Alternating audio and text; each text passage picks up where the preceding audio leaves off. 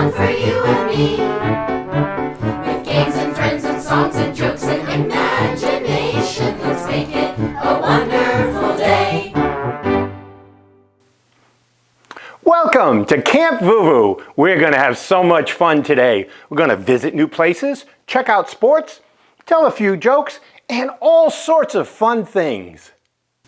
Now it's time to pick the color and letter of the day.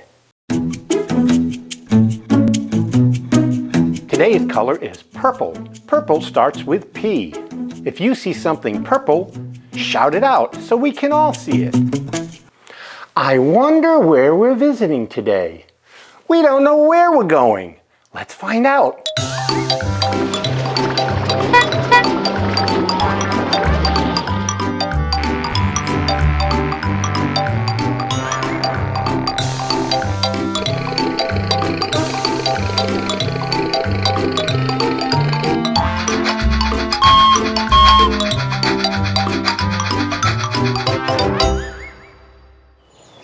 Today we're visiting Paris, France. Let me show you around. I'm here with my French friend VooVoo. Hello, VooVoo. Bonjour, VooVoo. Bonjour. That means hello in French. VooVoo, who is this fabulous French female with you? Ah, VooVoo, this is my granddaughter Fifi. VooVoo, Fifi, Fifi, VooVoo. VooVoo? Fifi. Fifi, VooVoo is visiting here for me to show him around Paris. Where are you from, VooVoo? The United States. Ah, les États-Unis. That means the United States in French. VooVoo, is it far away? Not too far, Fifi. I flew here. Ah, so you flew here. Fast, VooVoo? Yes, I flew fast, Fifi. In French, we say oui, oui. I see. No, not CC. That is Spanish, VooVoo. Oh, I didn't mean CC, Fifi. I meant I see, meaning I understand. Oh, I see. No, not CC, oui, oui. Oui, VooVoo. No, VooVoo, Fifi meant oui. Oui. I'm so confused. I'm sure we'll figure this out. Who does he keep talking to, VooVoo? I don't know, he does this all the time. Just go with it. You know, VooVoo and Fifi. Fifi reminds me a lot of my own granddaughter. Really? What is her name, VooVoo? No, my name is VooVoo. Her name is Lulu. Fifi, did you hear that? VooVoo has a granddaughter named Lulu. So, VooVoo has Lulu like VooVoo has Fifi. Oui, Fifi. VooVoo and Fifi. VooVoo and Lulu. So, will you be driving into Paris, VooVoo? Ah, oui, Fifi. I have arranged for a car. A vroom car to take us to Paris. Is it very fast, VooVoo? Ah, oui. The vroom is zoom, VooVoo. Ah, très bon. That means great in French. Will you be joining VooVoo and I, Fifi? No, VooVoo. The vroom is too wee to fit VooVoo, VooVoo, and Fifi. Oui. Oui, VooVoo. Wee like small, not wee like yes. Oh, oui, not oui or CC. I'm confused again. Okay, VooVoo, we should be going. VooVoo. Fifi. VooVoo. Au revoir. That means goodbye. This is the Champs-Élysées, one of the main streets in Paris. It is home to many big stores like Lido and Louis Vuitton. And there's even a McDonald's there, Champs-Élysées leads to the Arc de Triomphe. which is French for the Arch of Triumph. It was built in 1806 by the Emperor Napoleon to celebrate the achievements of the French army. It has beautiful and ornate carvings on it. Across the Seine River, a little ways in, you find the very famous Eiffel Tower. The Eiffel Tower became the symbol of Paris. It was built for the 1889 World's Fair by a man named Gustave Eiffel. Over 6 million people a year come to visit the Eiffel Tower. Some say it even looks better lit up at night. Paris has beautiful sights, sounds, architecture, bridges, statues, cafes, monuments, bakeries, scenery, street vendors, and a vibrant nightlife. Right across the Seine River on the west bank is the Musée d'Orsay. It is one of the most famous art museums in all of Paris. It used to be a train station in 1900 and became a museum in 1986. It has such well-known artwork and sculptures by artists like Monet, Van Gogh, Renoir, and that's just to name a few. Off in the distance, on a big hill, the hill is called Montmartre, is a church called Sacré-Cœur. It was started in 1875 and was completed in 1914, and is one of the most beautiful churches in all of Paris. Toward the center of Paris is the Opera House, which is called the Académie Nationale de Musique, which means the National Academy of Music. The opera in Paris was founded by the King Louis XIV in 1669. This version of the Opera House was built in 1875 and is still in use today. This is the Louvre. It is the largest art museum in the world, with over 35,000 works of art. It became a museum in the year 1682, and 9.6 million people visit it every year. It has some of the most famous artwork in the world, like the Mona Lisa, the Venus de Milo, and Winged Victory, among thousands of others. In Paris, you'll see restaurants, beautiful fountains, colorful art, riverboats on the Seine River, cafes, amazing other bridges, a Shakespeare and Company bookstore. Right across the street from Shakespeare and Company is Notre Dame Cathedral. Notre Dame began over 850 years ago in the year 1163. It took over 200 years to complete. It has a 16th century organ still in use today. Over 13 million people come to visit Notre Dame every year. Its amazing bell towers are over 223 feet high. It was once considered the center of all of Europe. If you ever get a chance to visit Paris, France, don't miss it. You'll love it. Well, that's it from Camp VooVoo. We'll see you next time.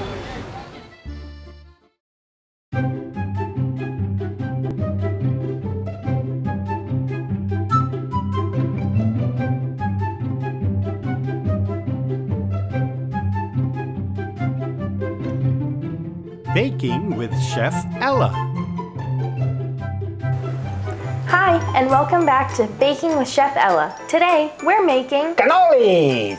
No, not cannolis today. We're making crepes. Okay. We'll be using flour, eggs, butter, vanilla, salt, milk, and sugar. Whoa! You're right! Purple! Nice catch. We start with 1.5 cups of flour.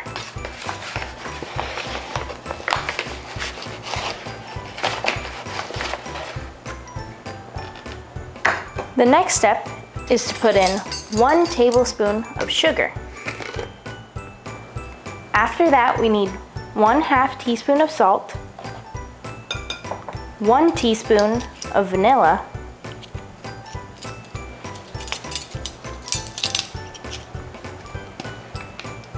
3 tablespoons of melted butter,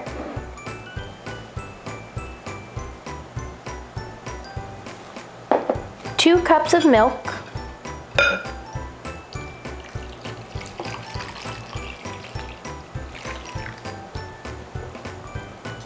and 4 eggs.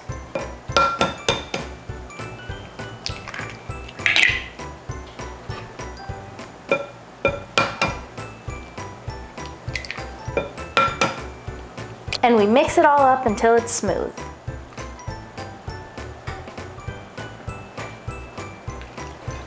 Okay, there we go. Wow, you do that so fast! Now it's time to cook our crepes. We need to spray the pan so they don't stick.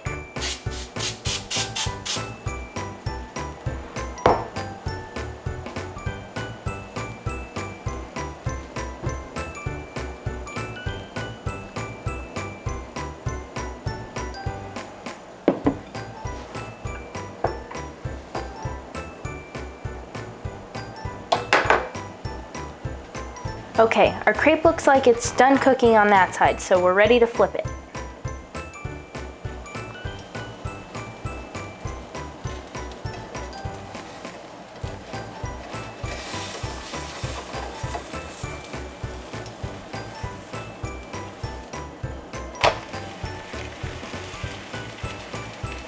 Our crepe is nice and cooked, so we're going to transfer it to this plate.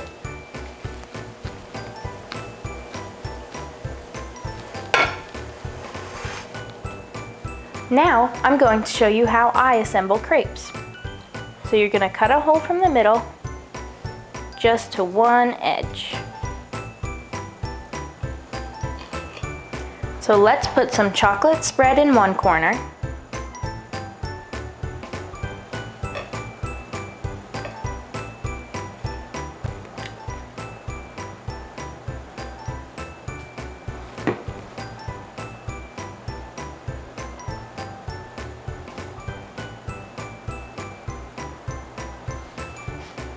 Bananas in another corner,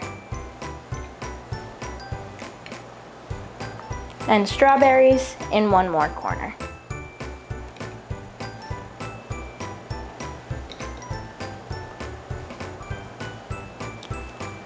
This is where it gets a little tricky. We're going to have to carefully fold the crepes to the size of the cut we made earlier.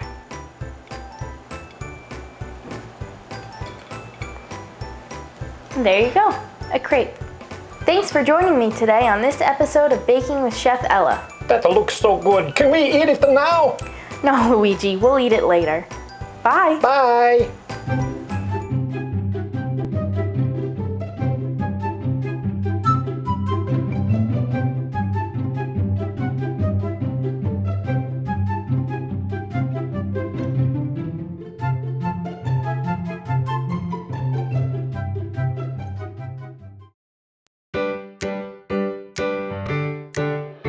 Safety Stop with Nurse April.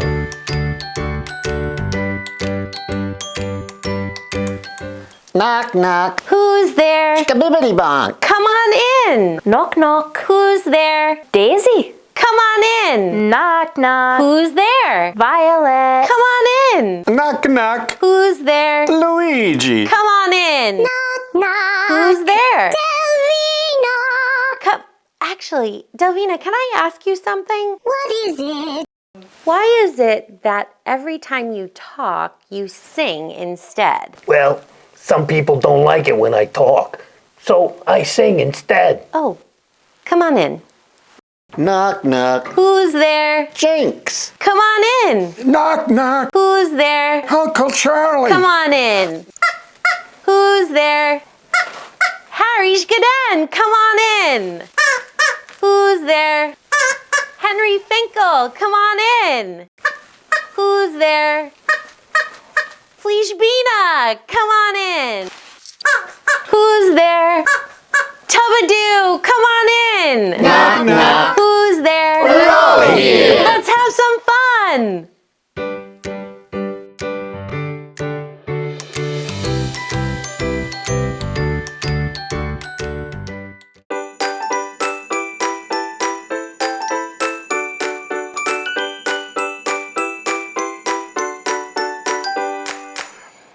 Welcome to the Music Room. And today we have Ozzy Gold, who's going to teach us a little bit about the classical guitar. Hi, Oz. Hi, how are you? I'm great. So tell me, what's the difference between a classical guitar and like a regular acoustic guitar? Well, they all have 6 strings, so that makes it the same for all of them. An electric guitar is one that you have to plug in for the sound to come out. Then there's the classical guitar, which has it's thick, right? And it has a hole in here, so the sound, when you play it, the sound comes out and you don't need to plug it in, okay?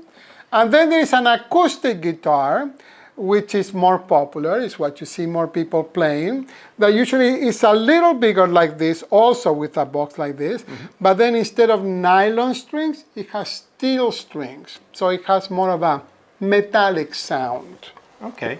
And how long have you been playing guitar? I started playing I started playing when I was 8 years old. Wow. And I'm 62 now, so I have been playing 44, 54 years. Wow. Yeah. That's great. So you're going to play a little piece for us? I'm going to play a little piece for us, And yes. what are you going to play? What's it I'm called? going to play something that Johann Sebastian Bach wrote. He lived like in the early 1600s, okay, about 1650. And it's a piece that he wrote for the cello. It's a big suite. I'm just going to play the prelude to that suite that was adapted for the classical guitar. One of my favorite pieces to play. Great. Can't wait to hear it. Ladies and gentlemen, Ozzy Gold. All right, and I'm going to play.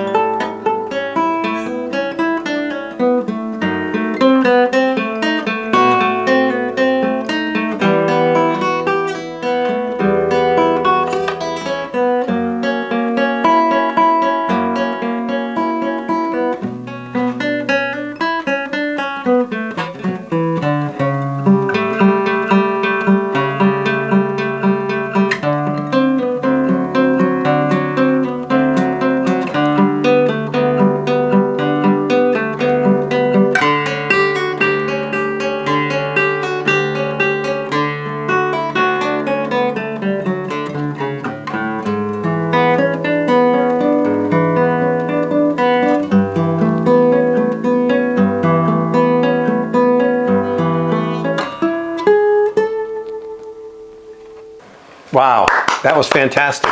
Thank you so much. Thank you so much. Where else can we hear some of your music?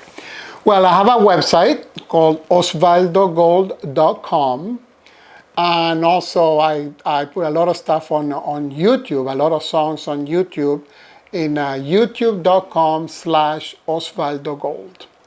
Thank you for joining us today. Oh, thank and you. listen, if you'd like to learn how to play guitar and maybe in 54 years be as good as Ozzy, check out your school music department and check out some of your local music stores, and maybe you can take lessons too. So thanks again, Ozzy, and thanks for joining us on The Music Room. Bye. Bye. Thank you.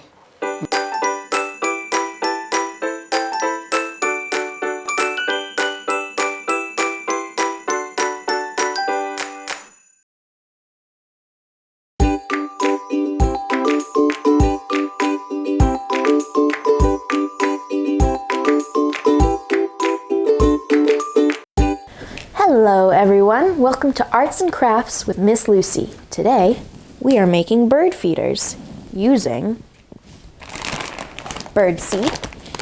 You can ask your parents to get that. Peanut butter or almond butter if you're allergic. Pine cones you can find outside, and some pipe cleaner. So I've already made one here, but I will show you how to do it. Alright, we are going to wrap the pipe cleaner around the bottom of the pine cone and take that end there and swirl it around so that it does not fall. And there we go. This is the part you're going to hook onto the tree. Then we're going to take some of this trusty peanut butter. We're going to grab a big scoop right here. We're going to slather it all over the pine cone. That way the bird seed sticks. And again, you can use either almond butter or sunflower butter for this as well. Just ask your parents and make sure you're not allergic to peanut butter. Whoop. And if you want to wear gloves, you can do that because this might get a little messy. And don't forget to slather the top too. Just hold it by the wire, and there we go.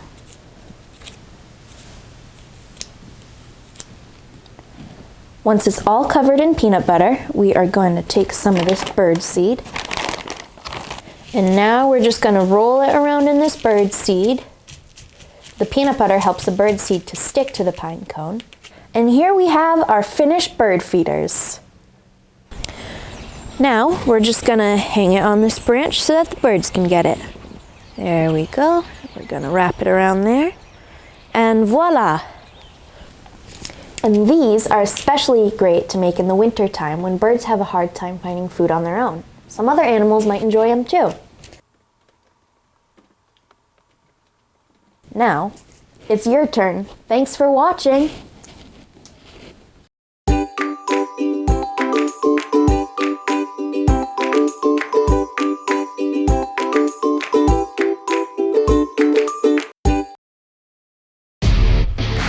Sports Break with Jake.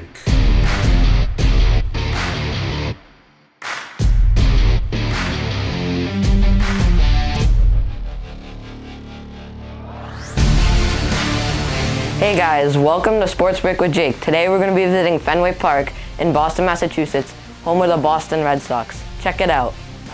Hey guys, it's Sports Break with Jake here. We're at Fenway Park right now in Boston, Massachusetts, and this is where you want to go to see a Red Sox game. It's pretty fun. Fenway Park was built in 1912 and is one of the oldest stadiums still used in Major League Baseball. This is Wally.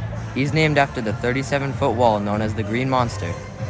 A lot of very famous players have played there throughout its history. Players like Babe Ruth, Ted Williams, Carl Yastrzemski, to name just a few. The Red Sox have been world champions 8 times. Wow! And here's how you get a hot dog in this place.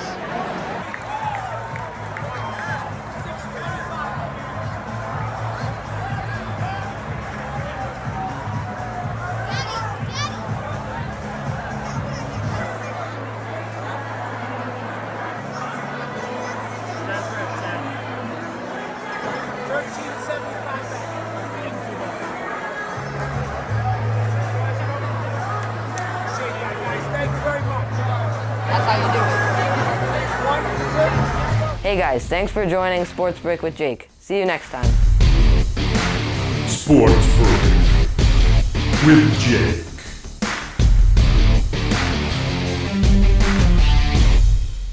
P. P is the letter of the day.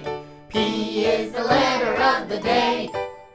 It's for purple and pineapple and panda and pie and pig and all sorts of other things. P is the letter. P is the letter. P is the letter of the day. P.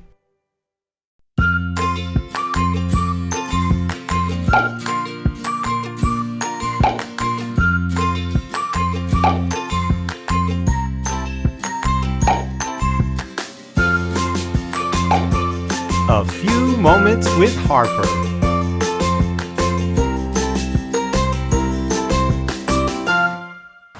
Hi, Harper. Hi. How you doing? Good. Did you like that big storm we had last night? No. Really? How come? Because the thunder and lightning, it's scary. It's scary? Yeah. What part's scary? like just seeing like all the lights randomly come on, but it is kind of cool. And the thunders makes really loud noises, and sometimes it's scary. Well, do you like fireworks? Yeah. Well, fireworks are big bright lights and they make big booming noises. Yeah, and you know what? The thunder is just made of air pressure. Well, see, then what's scary about that? I don't know. There's nothing to be afraid of. Yeah. It's just noise. You know, when I was a kid, you know what they used to tell me? What? That it was angels bowling. That's pretty funny, huh? Yeah. So I don't think, now that you know, it's just air pressure, and it's just like fireworks.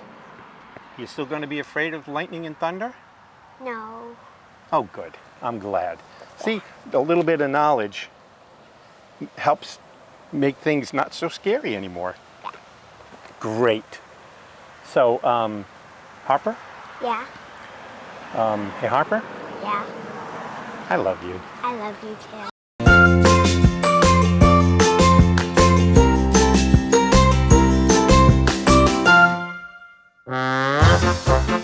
It's joke time. Knock, knock. Who's there? Philip. Philip who? Fill up your pool. I want to take a dip. Knock, knock. Who's there? Cows go. Cows go who? No, they don't. Cows go moo. Knock, knock. Who's there? Owls. Owls who? That's right. Owls who? Knock, knock. Who's there? Lettuce. Lettuce who? Let us in. It's cold out here. Knock, knock. Who's there? A herd. A herd who? I heard you were home, so I came over.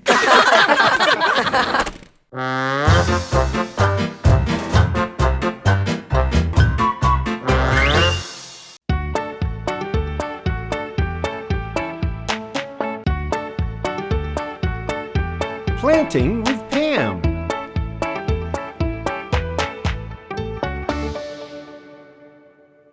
Hi, and welcome to another episode of Planting with Pam. Today I'm going to show you how I decorated my house, the front, the porch, and the back this past spring. What I did is I started planting in late spring. And even though it's October now, they're still doing so well, I will just keep tending to them. So I want to show you right over here. I have some plants that do really well in shade.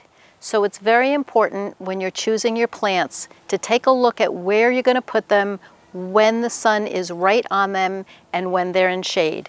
These are doing really beautifully because they are shade plants. This one over here, the hydrangea, when the summertime was here, they were bright, bright blue. And now they're a nice little purple because it is the fall and they're slowly turning into purple plants.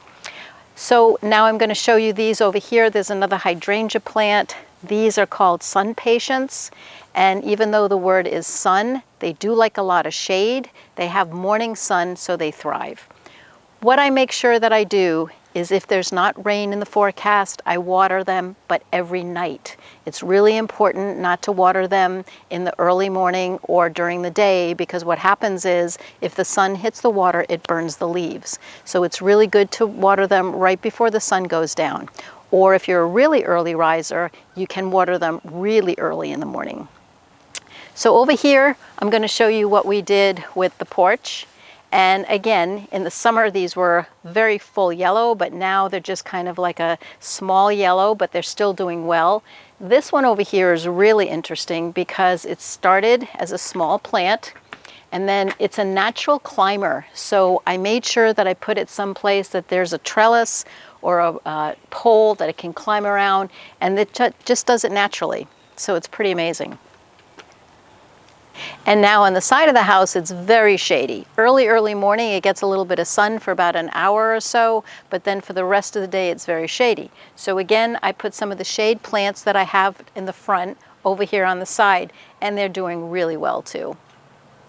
And what I did in the backyard is a little interesting too. When we moved into this house, there was a ladder on the side of the house, and I thought, I don't want to just keep the ladder there. So I put little potted plants in between the ladder, and it just kind of made it a little bit more decorative. And then these plants over here, this gets really good afternoon sun, but again, I water them in the evening. And the other thing that's very important is what's called deadheading. So over here, these marigolds, as you can see, most of them are doing great. But when you see something that's dried like this, just take it and just snap it off like this with your hands. Don't cut it with a scissors or anything. And just snap it off like this, and you can throw them away. And then what happens is it makes room for other buds to come. See, you can already see that it's still going to bud into more beautiful marigolds. So that's called deadheading. So I try to do that in the evening after I water. And then this one over here, these are peppers. I planted these when they were seeds. And so now you can see there's quite a few peppers coming up. Some of them are a little bigger than others. These are going to be almost ready to pick, and I'm sure they'll be sweet, delicious green peppers. And this back over here is an olive tree. I don't have any olives yet, but I think someday we will. These take a little while to grow. So I just put this area back here. It's kind of nice to sit down if you have an Adirondack chair or chairs that you can sit in the evening. And again, it's fall now, but it's still mild weather, so we can still come out and enjoy the weather and the beautiful flowers. So thanks again for joining me, Planting with Pam. See you next time.